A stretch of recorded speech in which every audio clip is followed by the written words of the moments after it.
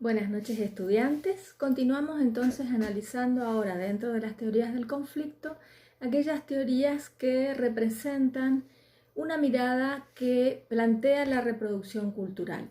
Los representantes de estas teorías son Pierre Bourdieu y Jean-Claude Passeron, que plantean en un libro que se denomina La reproducción.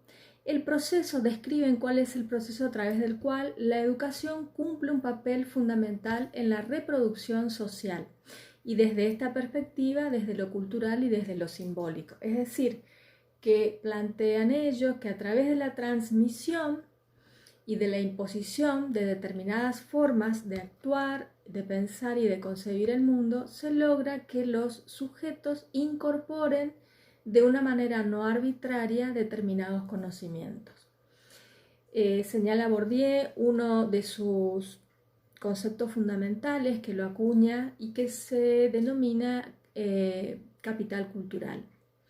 Él habla de esta noción de capital cultural en el sentido de plasmarlo como una hipótesis, ¿no? Es decir, una hipótesis que muestra las desigualdades de los logros escolares, es decir, que los beneficios que los niños obtienen de diferentes clases y fracciones sociales pueden estar vinculadas, y desde estas categorías de análisis lo están, en función de la distribución del capital cultural entre las distintas clases. Entonces, esta noción de capital cultural se impone como una hipótesis para mostrar que la desigualdad no está vinculada con el esfuerzo, como planteaba, por ejemplo, la teoría del capital humano, que decía que aquellos estudiantes que se esforzaran y que pusieran mayor esfuerzo ante igualdad de condiciones podrían tener éxito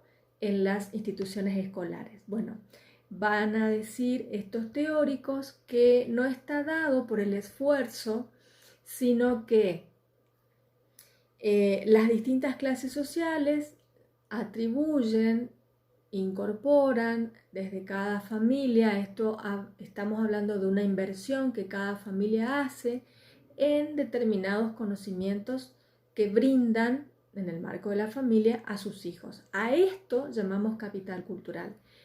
Lo que se plantea aquí es que el rendimiento escolar, es decir, el fracaso o el éxito en la escuela, va a depender estrictamente del capital cultural que invierte la familia previamente al ingreso escolar.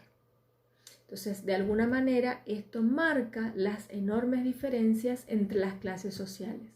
En otras palabras, el éxito o el fracaso va a estar relacionado con los hábitos, con las costumbres, con los conocimientos, con los símbolos, con los modos de comportarse, con el pensar y con el actuar que los estudiantes adquieran previamente al contexto escolar. Y que esto está determinado por el contexto familiar. Cuando estos hábitos están más cercanos a aquello que se distribuye en la escuela o aquello que exige la escuela, mayores posibilidades van a tener los niños y los jóvenes de tener éxito en la escuela. Mientras más lejano lo que exige la escuela se encuentra al capital cultural con lo que llegan los estudiantes, más posibilidades va a tener ese estudiante de fracasar, porque las exigencias escolares van a estar muy lejos de aquello que la escuela le plantea como demanda. Entonces, el éxito y el fracaso no va a estar determinado por el esfuerzo, sino por el capital cultural. A través de la acción pedagógica se va a transmitir y se va a imponer el capital cultural de la clase dominante, lo que va a generar un determinado hábitus.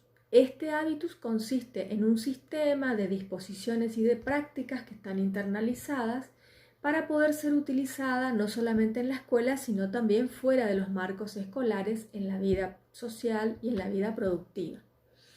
De esta manera, el hábitus no solamente va a remitir a determinadas representaciones o a imágenes, sino también a un conjunto organizado de esquemas de percepción y de actuación a través de los cuales nos movemos en el mundo a través de los cuales pensamos al mundo y en función de ello actuamos en el mundo y damos respuesta a los problemas que nos plantea la sociedad. Entonces, se trata aquí de un proceso sutil de adquisición de determinadas formas de pensar, de percibir y de actuar en la realidad.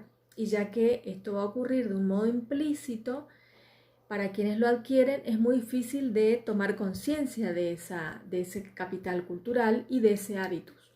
Entonces, la escuela transmite aquellas competencias que corresponden a los intereses de las clases dominantes, los gustos, los bienes simbólicos de los sectores dominantes en una sociedad determinada. De aquí lo que ellos plantean en sus tesis como una arbitrariedad cultural, el imponer a todas las clases sociales el capital cultural y los bienes simbólicos de una clase determinada. Entonces, a esto se refieren cuando hablan de una arbitrariedad, ¿sí? Entonces, vamos a explicar a continuación otro tipo de reproducción. Aquí hablábamos de la reproducción cultural y vamos a explicar ahora la reproducción económica de la que van a hablar otros sociólogos.